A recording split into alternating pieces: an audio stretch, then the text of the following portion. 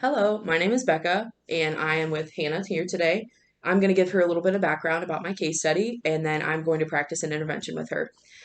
So, the case study that I had, his name is Dan. He is a 65-year-old man who has a diagnosis of bipolar 1 disorder.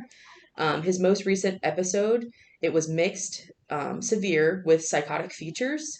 He was admitted on April 2nd and now has been referred to OT for evaluation and development of community skills needed to resume living in the community with his wife of 4 months.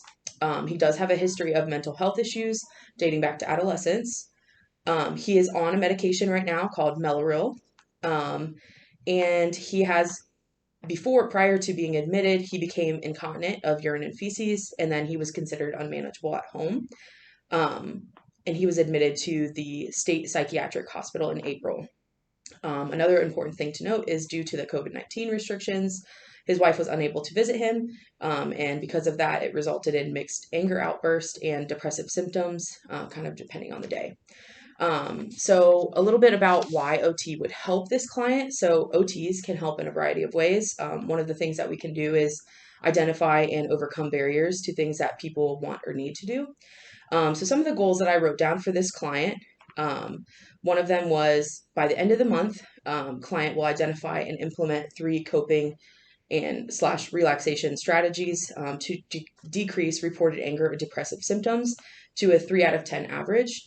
The reason that I implemented this goal was because after reading the case study and learning more about the client and looking at some of the evaluation results, it seems like they have a difficulty with emotional regulation. So some of the intervention that we will be doing today will actually be focused on part of that emotional regulation piece, which I'll kind of touch on before we do that.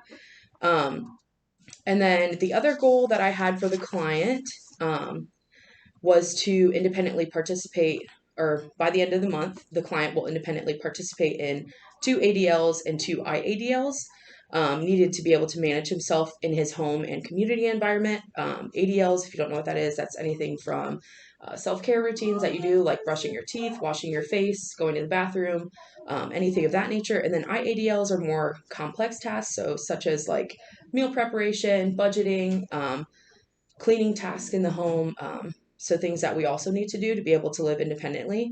So I implemented this goal because I wanted uh, his wife, as well as he became unmanageable at home due to incontinence of feces and urine. So some of the interventions I came up with were working on bathroom routines, or like trying to help him improve on the IADLs or ADLs that he needs to do to be able to go back home. So the next part of this, we're going to do an intervention. It's called a feeling identification worksheet. The reason I chose this intervention is because I feel like because when people have problems with emotional dysregulation, it's important to identify why they're feeling the way they do or the feelings that they are having. I feel like once we identify those triggers and kind of pinpoint those for the client, then we'll be able to implement effective coping strategies to help him deal with those. So I'm actually going to do this with you. So you have a pencil right there, and we'll go ahead and just maybe take 1 minute or so, 1 or 2 minutes, and we'll just fill out the first box here. And I'll just kind of read it out to you. So overwhelmed. So it says to do more than, so it kind of gives a definition of each of these different feelings. And then so I'll just read this for you. It says overwhelmed to do more than you feel capable of doing, typically without any perceived help. So I'm asking you to describe a time when you have felt overwhelmed.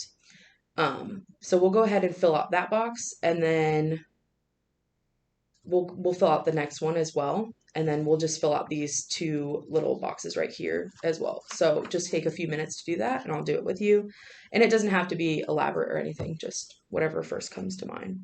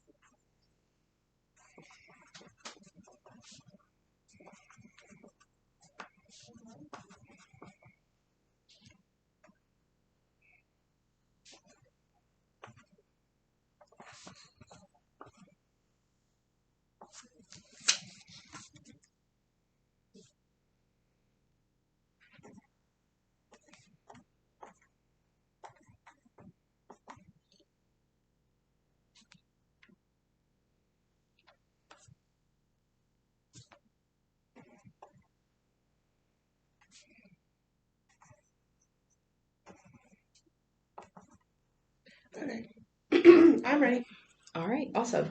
So I'm going to have you go ahead and share first, and then we can kind of just, I'll share mine as well, and then we can kind of just discuss what these feelings mean for us. So you can go ahead. Okay, I said I feel overwhelmed if I have lots of assignments that are all due on the same day. Okay. And is there anything currently right now that you do to be able to help with that? Sometimes I try to do them ahead of time, but Mm-hmm. I'm not always the best at that. I kind Yeah. of tend to be a procrastinator, so that kind of feeds into feeling overwhelmed. Okay. Is that something that you think in future sessions that you would want to work on, maybe implementing a better strategy Yeah, to help for with that? sure.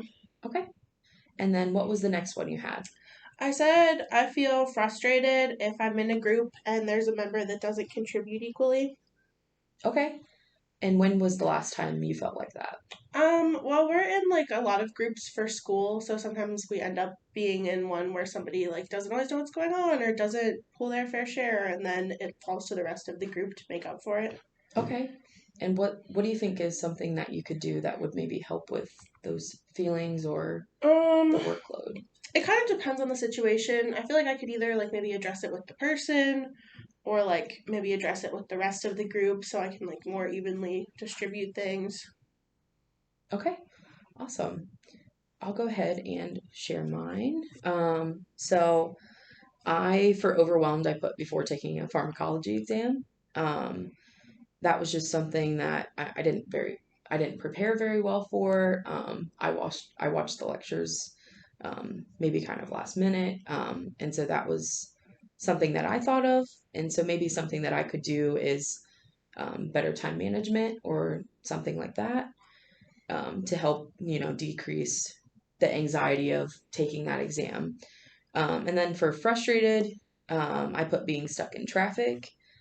Um, I feel like this is kind of one of those things that maybe a lot of people get frustrated at, but something that I can do to maybe help myself reframe that is, oh, well, I get to listen to more music, or I just get to have this time, to myself. And so, yeah, I think this is a good activity that we can continue to work on, just to kind of identify situations where we feel these emotions.